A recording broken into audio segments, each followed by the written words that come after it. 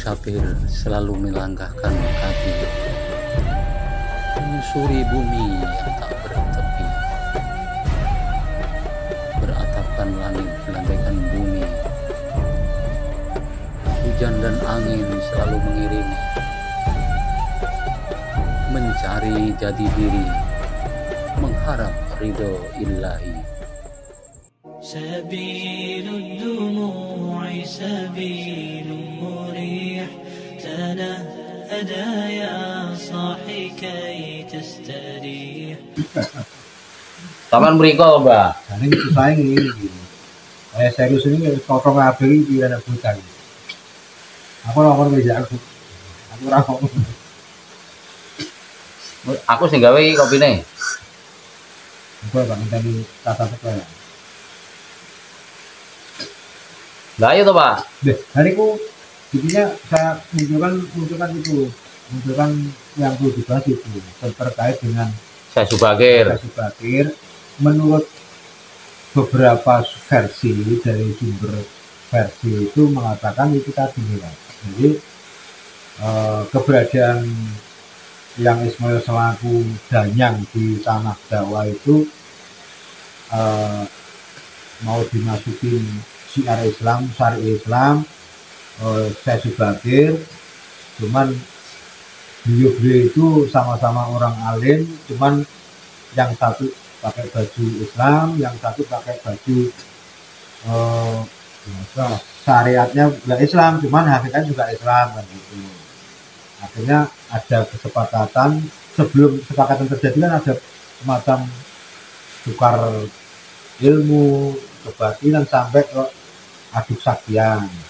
Pada akhirnya ada kesepakatan, oke, boleh syiar Islam di tanah Jawa dengan catatan masyarakat di tanah Jawa lebih santun, lebih bijaksana, lebih semuanya terkait dengan hubungan dengan makhluk, dengan manusia, dengan alam semesta, terkhusus dengan ilahi. Ada persepsi seperti itu, melihat kondisi terkini karena banyaknya yang mengatasnamakan Islam akhirnya sering memberikan cas kepada orang lain, dia itu dia itu non Islam, padahal tabletnya lebih cenderung ke orang-orang yang tidak punya akidah. Contohnya ya saling memfitnah, membunuh, ngebom yang mengatasnamakan yang orang menurut syariat Islam, menurut versinya dia itu kafir, sering mengkafirkan orang. Apakah ini mungkin sudah waktunya yang ada kesepakatan dengan Syekh Subakir dan yang Ismail tadi, yang jangka waktunya menurut hitungan tahun Masehi 500 tahun kalender gitu. Itu pendapatnya pripun? Ya, tanya ke Pak Ustadz dulu loh. Nanti saya penutup aja. Nah, iya ayo lah. Jadi kita yo Jojo ora apa-apa. Nah, gitu loh. Oke, gimana Pak Ustadz? Ini kita sharing aja. Yuk, bagus nih, versi ini hampir sama. Insya Allah semua versi hampir sama dengan perjanjian seperti itu. Cuman nek masalah nopo tekak batas waktu 500 tahun ini ya wallahu a'lam. Jadi di antara versi-versi itu kan urung enek sing nopo menetapkan 500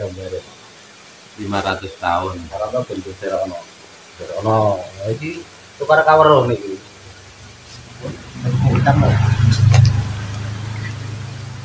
Terus Ustadz gimana? Wonten itu hampir sama seperti itu. Cuman yang beda mungkin kita dari yang beda dari versi yang saya tahu dengan versi Pak Ustadz itu terkait rentan waktu.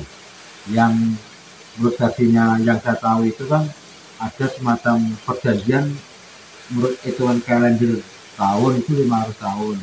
Nah kebetulan dari perjanjian itu zaman di era sekarang sudah mendekati 500 tahun itu menurut grup ketok kalih nih ya. itu Ora iso. Jadi kok nek sing ngomong tak aku nyer. Saya iki sing udah. Ini sing jawab kan tak. Intinya versinya Pak Ustadz dengan versi sepengetahuan saya ini cerita yang ulang Pak. Ini versi padahal aku belum dari uang. Iya. Itu cuman perbedaannya masalahnya rentan waktu tadi. Tapi prinsipnya kan perjanjian itu ada dan sama. Cuman Maksudnya itu perjanjian antara siapa dan siapa kan kita harus tahu konteksnya. Syekh Subakir dengan Eyang Ismoyo selaku punden punden Tanah Jawa, Danyang Tanah Jawa. Menurut pengertian saya, Danyang itu semacam tokoh yang dituakan yang punya fungsi dan tugas mengayomi, memelihara tingkat spiritualitas masyarakatnya dengan ilahiyahnya dalam bersosialisasi dan bermasyarakat, selebihnya berbangsa dan bernegara. Itu pengertian Danyang menurut saya. Jadi menurut pandangannya Pak Ustadz gimana? Terus Ismoyo Jati itu siapa? Tokoh seorang Ismoyo Jati itu loh. Kalau saya Subakir kan jelas. Nah, Ismoyo Jati itu siapa kan gitu? Nah, pengetahuan beliau hampir sama. Itu menurut saya itu sosok makhluk yang mungkin punya tugas dan kewenangan dari ilahiyahnya, dari Tuhan semesta alam yang itu tugas pokoknya fungsinya untuk memberikan bimbingan spiritual, ngayomi terkait dengan hubungan ilahiyahnya dan kemasyarakatan. Dan kebetulan pengertian saya sebelum Islam datang masuk ke tanah Jawa itu kan orang-orang Jawa itu sudah punya keyakinan ilahiyah yang luar biasa, yang katakan ada bahasa manunggaling kawula Gusti itu terjemahnya luas, artinya penghijauan hidup ini harus selaras dengan ajaran dari ilahiyah. Islam mungkin ada Quran dan hadis karena dulu Jawa itu belum ada Quran hadis karena belum masuk Islam, itu melalui apalah mereka atau melalui jalur apa ternyata sudah sampai tataran itu, dan itu bisa dirasakan terbukti dari sosial bermasyarakatnya itu penuh dengan kedamaian, saling mengasihi, saling mengayomi, saling saling asuh, terlepas dari inti-inti yang ada. Itu pengertian dan pandangan dari tahu saya dari berbagai narasumber.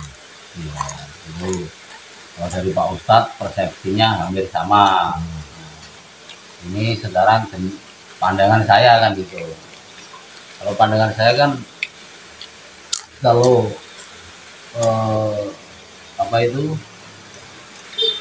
sebelum Jawa ini didatangi oleh Subakir kan itu. Dulu itu kan dikenal tanah Jawa ini kan angker, ringit lah. Bisa dikatakan kan gitu. Jadi beberapa sebelum saya Subakir juga sudah ada yang datang sebelumnya, para utusan-utusan dari Islam itu kan gitu ceritanya. Ini cerita kan kita nggak tahu kan ya, cerita ya Pak ya. Jadi menurut pandangan saya. Jadi tanah Pulau Jawa itu terkenal dengan keangkerannya dan terkenal juga dengan kesaktian orangnya. Makanya kalau di daerah Sunda itu ada Sunda Wiritan, kalau di daerah Jawa sini itu Sunda Kapitayan dulu. Nah, jadi kepercayaan lah, agama kepercayaan. Jadi agamanya itu ya dia menyembah yang maha kuasa itu ya dengan hakikat lah kan gitu, dengan hatinya, rohaniyahnya kan gitu.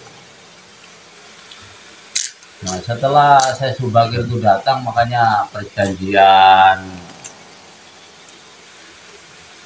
setahu saya cerita ini kan Ismoyo Jati kan tadi ya.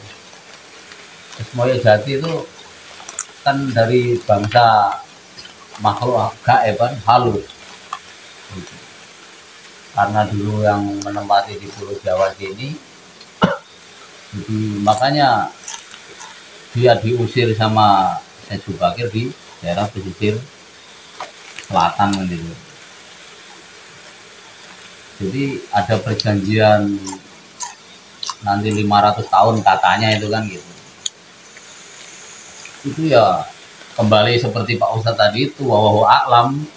Jadi itu perjanjian tuh benar-benar ada apa enggak ya kita kan nggak tahu kan, itu kan hanya cerita.